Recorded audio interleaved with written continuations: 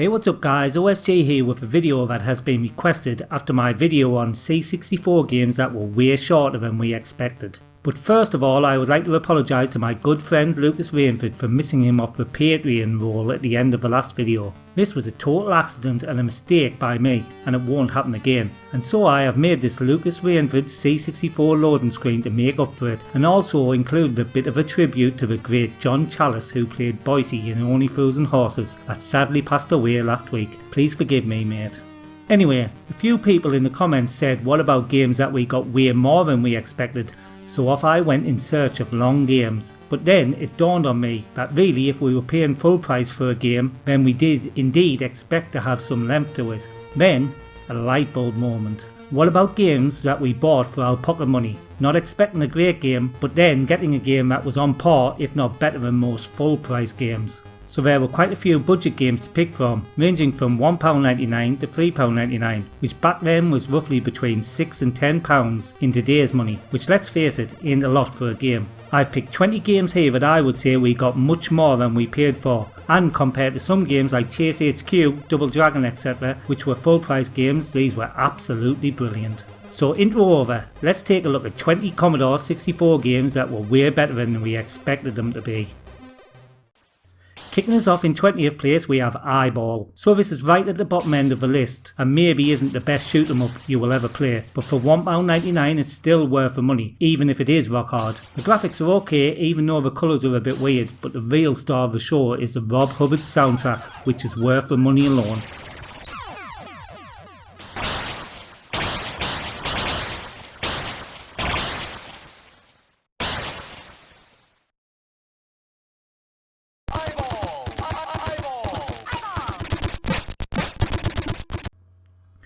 In 19th place we have Dizzy. So yeah, before people start saying this isn't the best in the series, remember what the theme of the video is, games that were better than we expected. So this being the first true Dizzy adventure, this one was the one that surprised us the most. The following ones were better, but we sort of knew what we were going to get with them. But this one was just a great surprise, especially for £1.99.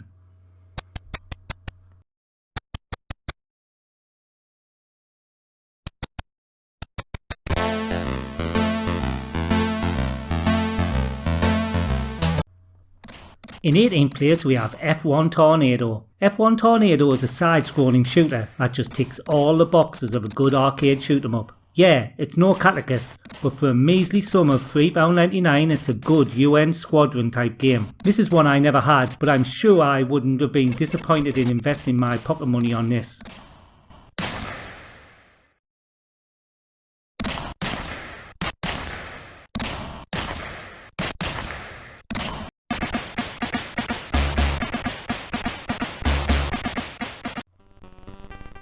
Seventeenth place is taken by Action Biker. So Action Biker is one of those games that people may not have given the time to learn before quitting. The game though is absolutely brilliant and has a real open world feel. Well, as open as a C64 could get, meaning you could just drive around anywhere if you fancied or take on the stunt track etc. It's a game that I still own and play today, and for a minute £1.99 was a true bargain.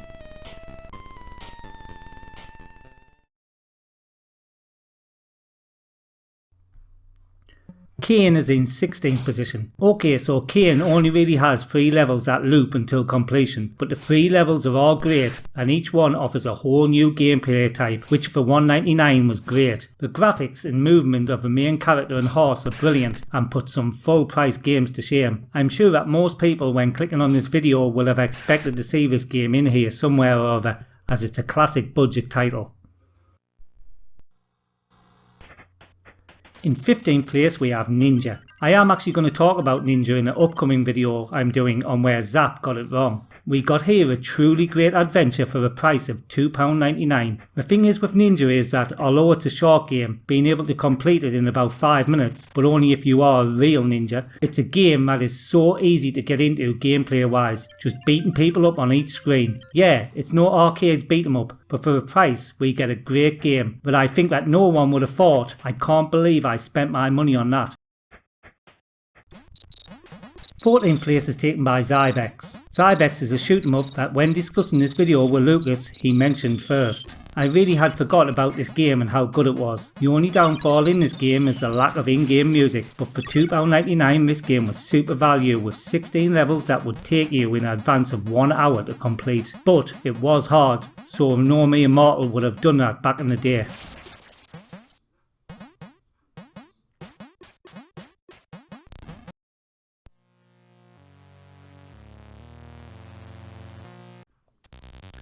Pod, Proof of Destruction, is in 13th position, so we saw that this was an extra hidden game on the recent Amiga video I did. Proof of Destruction was from Sean Southern, and it's a Centipede type game that has awesome gameplay and quality music, and being different enough from Centipede to make it a truly great game, all for the price of £1.99.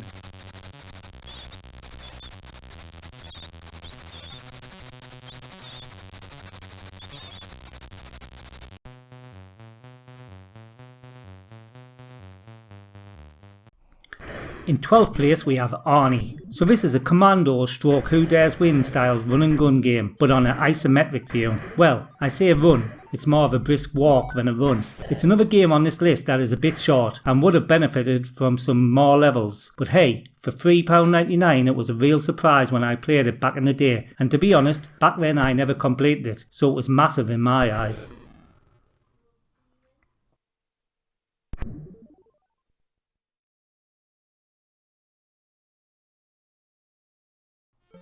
The 11th place is taken by Finders Keepers. This is another game that was the first in the series, and that was the Magic Knight series. As with the first Dizzy, we had no idea what was coming, and we were met with a great adventure platform game. Also, as with the Dizzy games, they weren't for everyone, but there's no denying that we got value for our money in this at £1.99.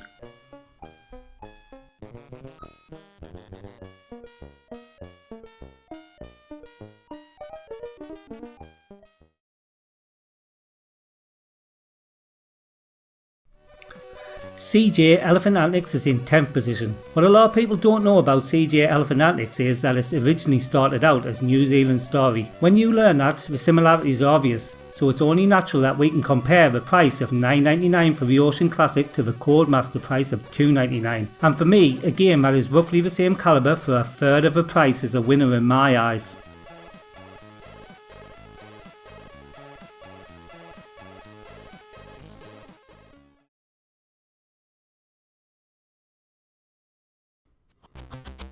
In 9th place we have Panther. So Panther is not only a great budget game, but it's also a bit of a hidden gem. Most hardcore C64 fans will know how good it is, but other than that people just haven't checked this game out. It's a weird shoot 'em up, but one that strangely works, and it's super addictive and is actually a lot better than some full price shooters. If I had bought this for $1.99 back in the day, I would have been more than a happy boy when I loaded it up.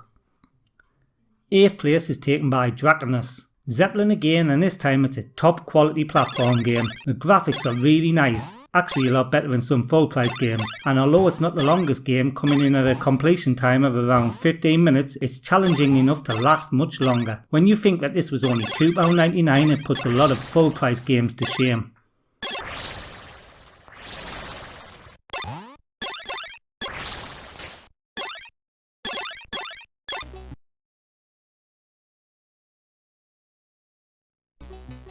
Tilt is in 7th position. Now if there's one game on this list that's unique, it's Tilt. The controls on this game are like nothing else on the system, having to tip and tilt the table in order to get the ball home. Sounds easy? Well, it's not, but it is fun to play once you get past the initial rage quits, and I guarantee you will have them, but then it quickly becomes one of the most addictive games on the C64, and all this for just £2.99.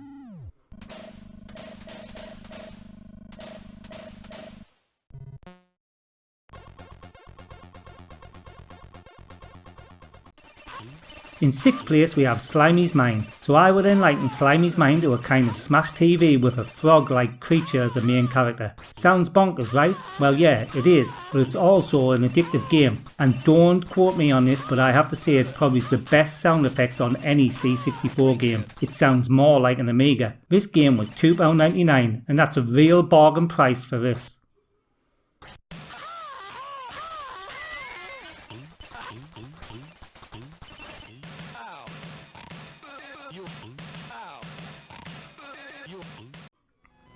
5th place is taken by Kickstart 2. So this is my most played budget game ever. I loved the first game, and when this came out I rushed out to get it, and man was I not disappointed. The track editor was also great, so when you got tired of racing the pre-made tracks you could build your own, which I did this a lot, building impossible flame jumps. When you think about how much game time you got from this game, the £1.99 price tag was mind-bogglingly low.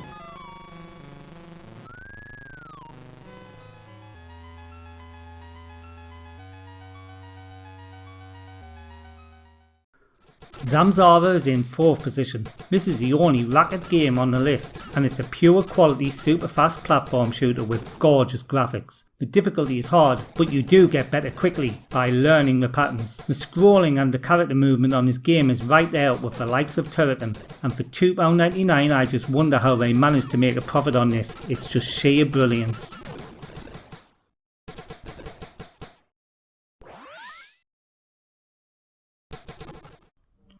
In 3rd place we have Master of Magic. So being an RPG, this won't be for everyone, but this list is about value for money, and what we got in Master of Magic was a quality adventure game at a bargain price. Add to that a nice atmospheric soundtrack from a great Rob Hubbard, and you got a recipe for a brilliant game. Okay, so it could be completed in around 20 minutes, but there's no way you could just pick it up and do that without weeks of exploration.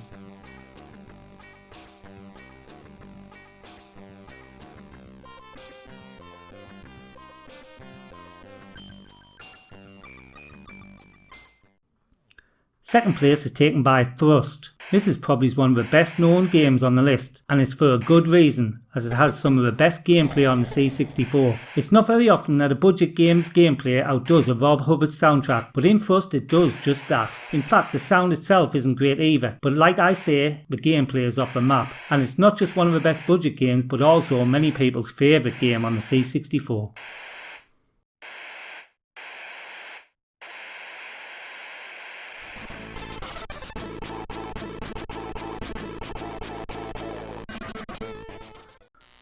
And now, in 1st place we have Slicks. Now I'd never played Slicks when I was younger, which is strange as top-down racing games is my favourite view. It's from Codemasters, so we know we're going to have a steep learning curve and controls that are pinpoint, which it does. I spent a good few tries hating this game, but then it just clicked and I realised that this is not only a great C64 top-down racer, but it's one of the best top-down racers ever made.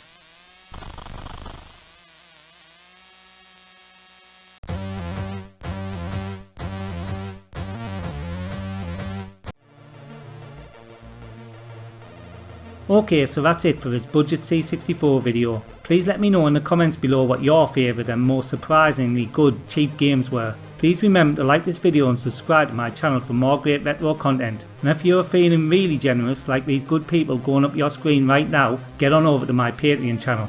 Lucas Rainford, again I am sorry for missing your name off, and it won't happen again, and I'll get you a pint at Play Expo. Till next time, this is OSG signing out.